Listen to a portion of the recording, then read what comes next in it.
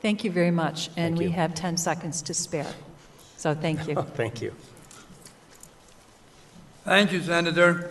We've been joined by Assemblywoman Pam Hunter and Assemblyman Scoofer. Next to question, Assemblyman Cusick.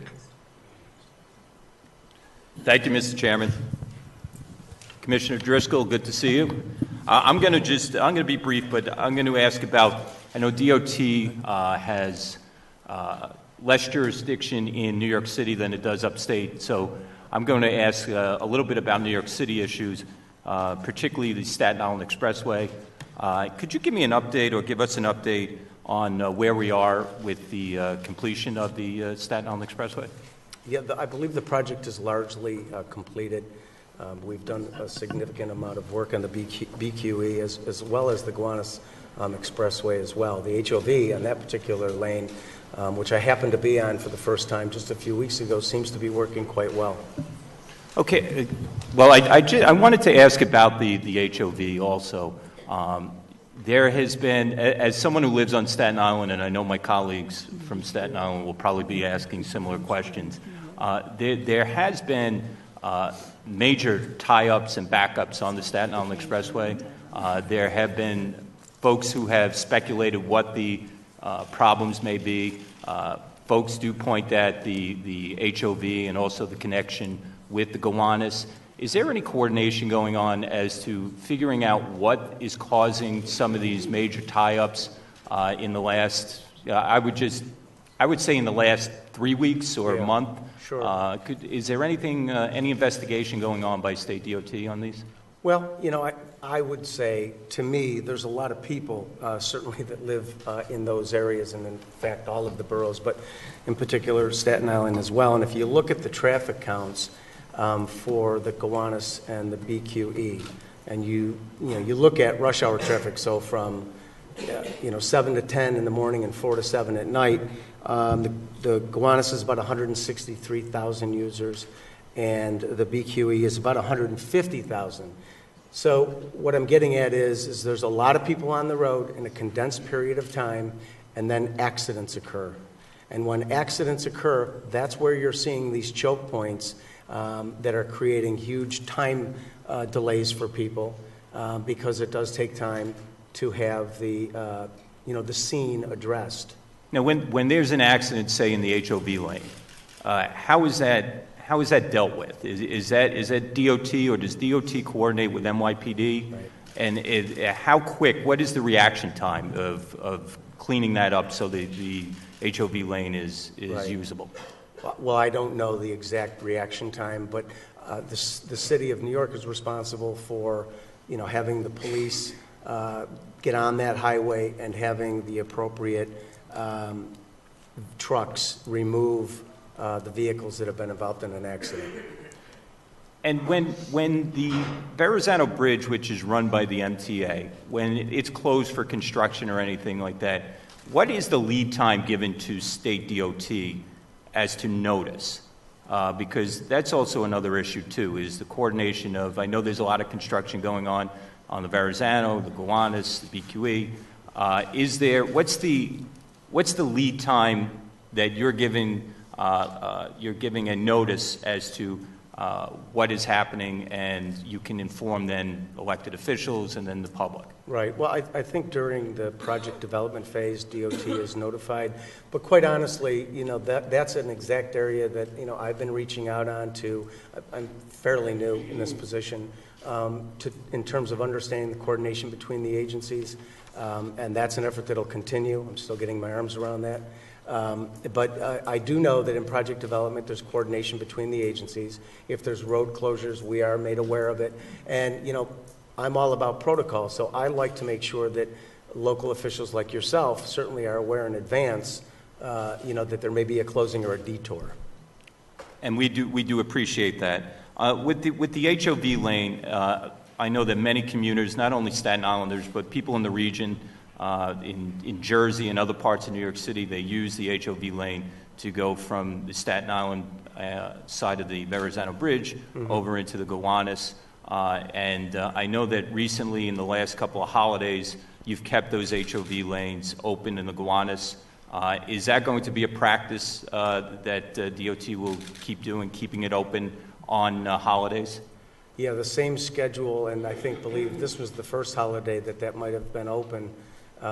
We want to make sure that continues. We're, by the way, working with the city DOT, on this very issue. So I think the HOV lane has thus far proved very successful. And the HOV lane is vital for many commuters to get to work, and particularly the folks who take the express buses into the city for work. And that's what, with the HOV lane, is everything complete? Is construction complete on the HOV lanes with the Staten Island Expressway? Are there any plans of making any additions in this phase, or maybe you saw that there might be some changes needed somewhere? To my knowledge, the work is substantially completed. Okay. I know that there are a few elected officials on Staten Island that have made some suggestions concerning HOV, and I just wanted to say that we've been working with your regional offices to talk about if there are some changes that may be needed, some kinks in the armor that after everything is going. And you have been very open to us and to the other elected officials in the region and on Staten Island. And I'm happy to meet with you and anyone else on that as well. So, I can also better understand the challenges as well. Yes, because the expressway is, as I said, is vital, not only to the residents of Staten Island, but to the entire region for business and for getting to work on a daily basis. Thank you, Commissioner. Thank you, Mr. Chairman. Thank you, Senator. Yes, next I'd like to have Senator O'Meara ask questions. Thank you, Chairwoman. Good morning, Commissioner, and thank you for being here. As Senator Young touched on briefly in her comments, obviously parity is of primary importance to those of us representing upstate areas.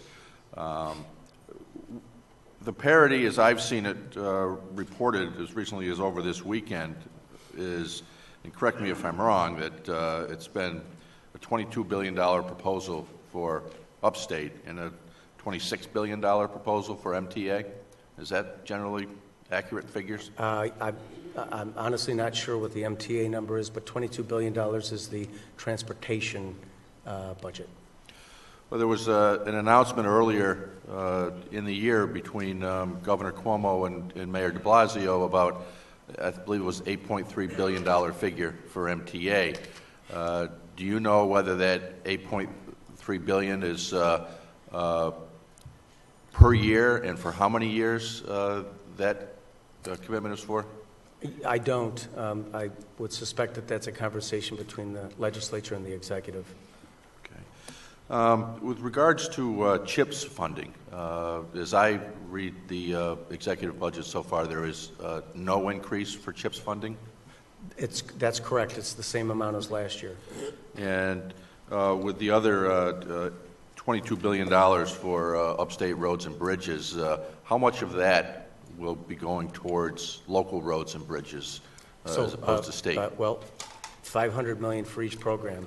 Recall we have the Bridge New York program for $1 billion and the Pave New York program. So I'd add that the Pave New York program will really be in addition to CHIPS funding, as an example, because it will provide across the board additional resources for local governments. Is it the intention to distribute those monies in the same kind of formula fashion as CHIPS is distributed? There is a formula, but I can't say to you with certainty that it's the same. Do we have that available as far as where that spending is going to be for upstate roads and bridges, or local roads and bridges? Those have not been identified yet, but we will have that information. We're pouring through building the criteria now. Okay. Now, with regards to the dedicated highway bridge and trust fund, it's my understanding that brings in roughly $6 billion a year. Can you explain, if that number is accurate, correct me if it's not, how that money's broken out, where that's spent?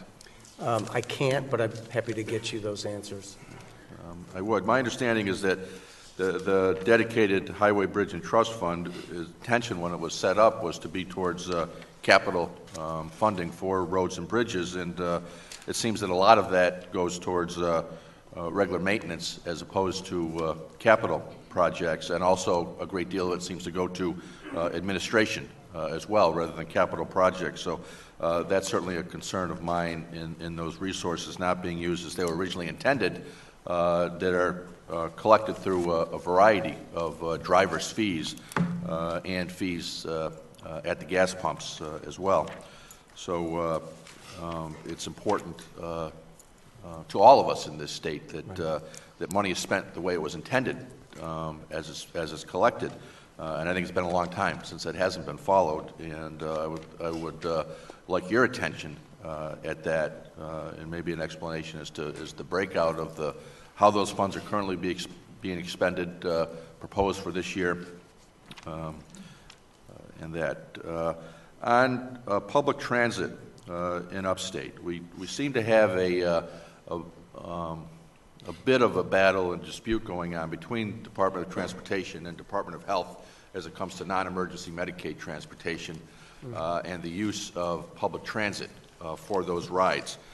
In my rural counties that I represent are struggling greatly with rides being assigned to taxi companies rather than through the public transit that is provided by the counties, or in some cases by the ARCs of the county, to the point where one adjacent county to mine, Tioga County, has completely shut down their transit system because of loss of ridership, because of non-emergency Medicaid transportation no longer being directed to the public transit.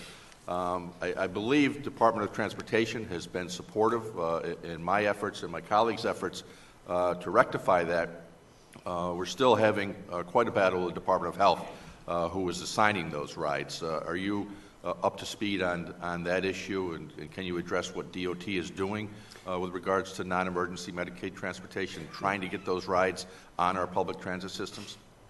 So that's the first I've heard of that, but I will be reaching out to the Department of Health as well to understand what their thinking is related to that. Yeah, in last year's budget, there was some $4 million that was allocated towards rural public transit systems to make up for this loss of ridership. So there's an acknowledgement that it's having an impact. That was last year's budget. $4 million was appropriated. None of it has been distributed to our rural transit systems, which are dying on the vine right now with the lack of ridership. And I would encourage you to look into that, Commissioner, because as more and more of our rural counties shut down their transit systems, that's not going to help anybody, including those that are the Medicaid recipients that are getting these rides and the like in that regard. One final question with regards to the Tappan Zee Bridge.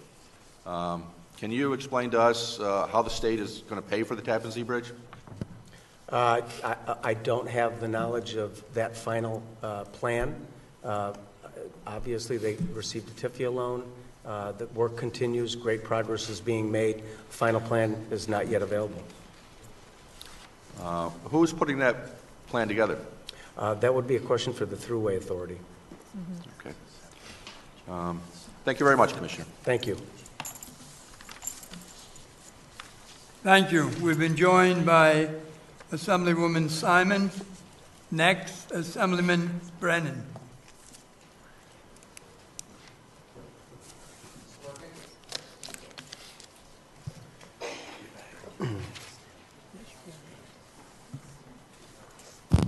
Okay.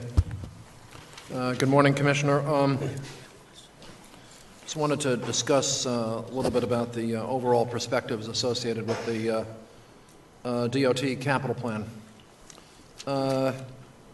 This is the second year of a 5-year plan, but as we had last year, there was not a project list submitted as of the time of the budget. Can you tell us when you will be submitting a project list for the DOT capital plan? My understanding is we've lived up to that commitment, and we're working with the legislature on those projects. Well, isn't it more useful for the general public and the members of the legislature to see in advance what the project list is proposed so that there can be some kind of understanding and some kind of input into that? I mean, usually the past couple of years, we've had an MOU that has been negotiated, you know, in the last 48 hours of the budget and no list prior to that. So I don't really think that's such a great process. Can you possibly change the process? Well, yeah, I can't speak to the MOU, but I can tell you that the projects that were part of that are being honored. We're working with the legislature who has the projects. Well, they were appropriated in the, I mean, they were pursuant to the MOU, so they're on a list pursuant to an appropriation. and So we- you're supposed to do that anyway, right? And we are honoring that commitment. Okay. But as far as you know, there's not going to be a public list anytime in the near future, other than what we see at the time of adoption? Well, I wouldn't speculate on that. I would say that with regard to the last project list, as I said, we've provided that to the legislature. We are living that commitment. Okay, I understand that. And as far as a letting level is concerned, will you publish a letting level for the next 3 years sometime in the near future? I'm sorry, did you say A letting? letting level. How much actually goes out the door in pursuant to a contract? Yes, sure. You will be, when will you be publishing that? When we have the project list fully developed from the legislature. At the same time as the MOU as of the practice beforehand? Again, I can't speak to what the practice was previously. As I mentioned, the MOU that ultimately was not signed, yet still included projects. We are honoring those commitments, and we are working with the legislature on those projects. Okay.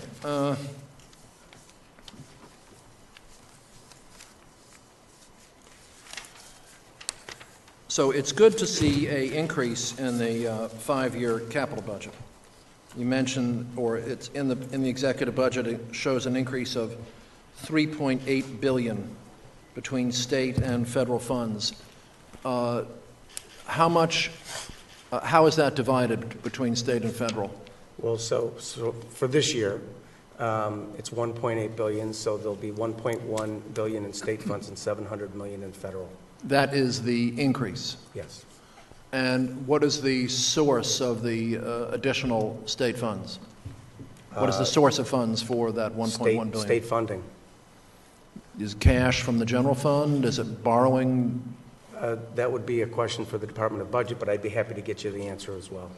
It's not included in your budget how it will be financed? They're state funds. Okay. No more questions. Thank you. Thank you. Thank you. Senator? Senator Kruger. Senator Marty DeLong. Thank you very much, Madam Chairperson. Good morning, Commissioner. Good morning. I have the same concerns regarding the project list and MOU, despite the fact that we may be in the second year of five-year plan. We constantly get the same responses and no project list and no MOU, and then we're expected to vote blindly on these projects. So I just wanted to note that for the record. But I want to know, how did DOT's overtime and consulting costs change during the 2010-2014 capital plan? And relative to its projections, how have overtime and consulting expenses changed since the passage of design bill? So, as you're aware, the typical breakdown has been about 50-50 in-house versus consultants. That has not changed. In terms of the dollar amount on a change, I don't believe that there's been a change. We've been pretty consistent historically on those costs. Can you give us a status report on the implementation of design build legislation since it passed in 2011, and what percentage of DOT's capital program used design build or best value procurement, and can you explain how design build generated the fiscal time and savings projection that were cited, and how design build procurements are audited by your department? Right. I don't think I can give you a percentage of that. I can tell you that the design-build process has awarded 23 contracts totaling about $1.1 billion. The reality is design-build is really a faster process to get projects done. And, there's an old saying, time is money. So it's been very successful. The K Bridge in the city is a great example of a design-build project that's moving along wonderfully. But design build has been very successful, and I would suggest respectfully to this body that making that a permanent option for the Department of Transportation would be welcome. With respect to the Kosciuszko Bridge, can you give us the status on that? And that also is a design build project, so. It is. And I had the good fortune of being there about a month ago to take a look at that. It's on time, it's on budget is my understanding, and as you can see, progress is being made. So it is on time, the progress is working well, the partnership with the design build firms is working wonderfully, and I think it's a great example, particularly in a very kind of condensed area of why design build can make good sense when time is so important. Okay. I want to move to the $200 million for upstate airport revitalization, and right. There is a lot of talk about parity. Is there any expected funds that will go to New York City Airport, and are you involved in the LaGuardia Airport revitalization? So on the LaGuardia Airport, we are helping coordinate with the Port Authority access on the Grand Central Parkway for construction activity at the airport. That's the extent of our involvement. With respect to the Upstate Airport Initiative that the governor put forth, it is for the 74 airports that are upstate. And I think, the governor's efforts clearly with LaGuardia as an example really demonstrate the need to upgrade these facilities, not only in the city area, but certainly in upstate. As I mentioned, it's a competitive program. There will be 5 winners out of 74 who would compete. But I want to say that I think it's a healthy exercise for localities or airport operators to develop their plans because it helps them think long term. So I think it's a great program. It is focused on upstate New York and not the city, sir.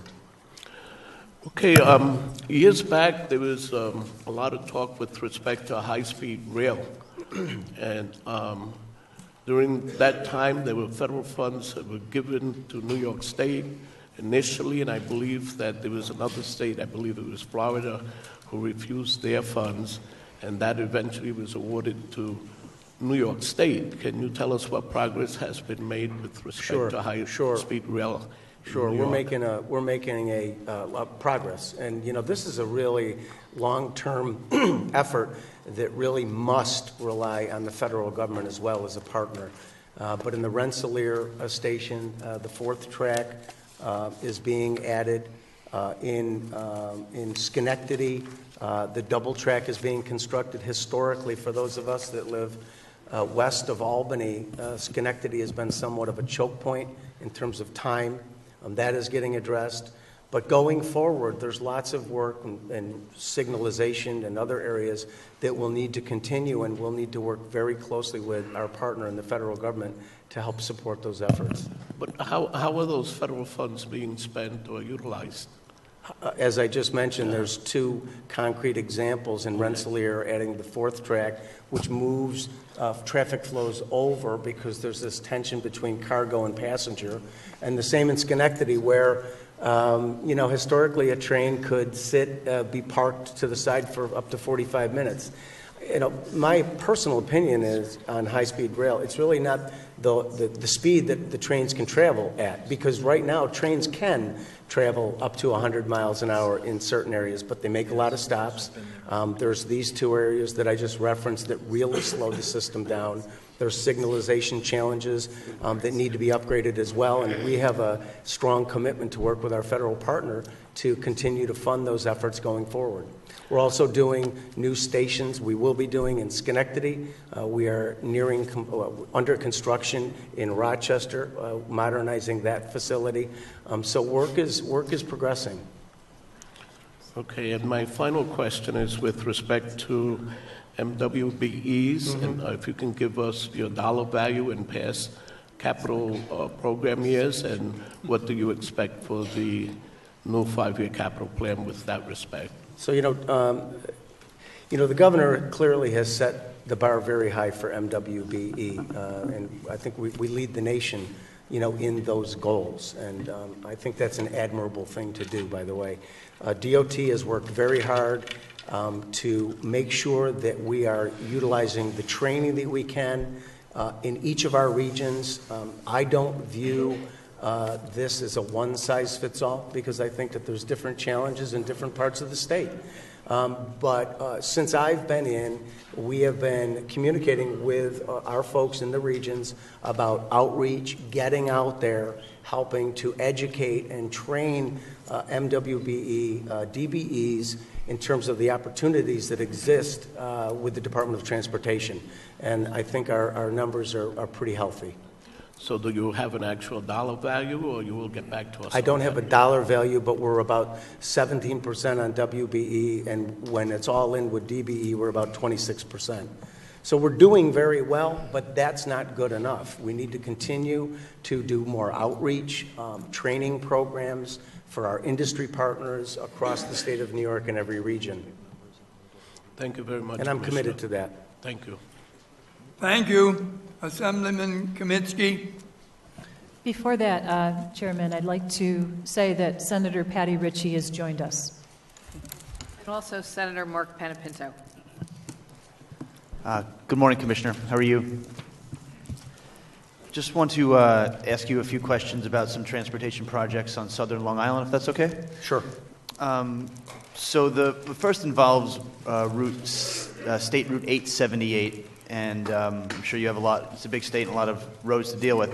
878 connects the Five Towns area and a good part of the Long Beach Barrier Island with Queens, JFK Airport, and the rest of New York City, and it's the number one complaint I guess I received in my term so far involves the congestion and the flooding on Route 878. A lot of people spend a lot of time either repairing their cars after driving on it, stuck in traffic, or stuck in floods. And the first question I had for you before I get into the road itself is about state priority roads. How do you go about determining what road gets priority status and what doesn't? And then I'll ask specifically about this one. Well, I think we do a historical overview and look at where roads have been impacted by extreme events, such as the one that you're mentioning, with flooding. This might be an opportunity with the program I outlined early on, which was the extreme weather program that the governor's promoting in this budget as well.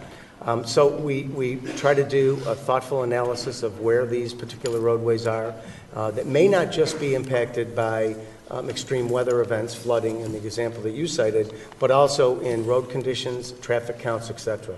Sure, and after Hurricane Sandy, the fact of 878 being a key evacuation route was really highlighted for people, and it's scary. So I brought a photo I blew up just to show you what happens on a day where there's just regular rain. This wasn't a storm, there was no prayer. You would have heard on the news, rain tomorrow.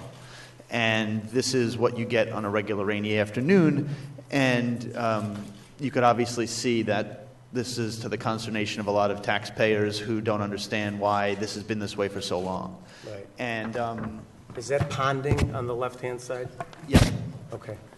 So what we have as a result, unfortunately, is this is a symbol for a lot of people beyond their driving trouble. It's a symbol of government failure. And I think a lot of that has to do with the fact that you have two different regions of DOT intersecting right there.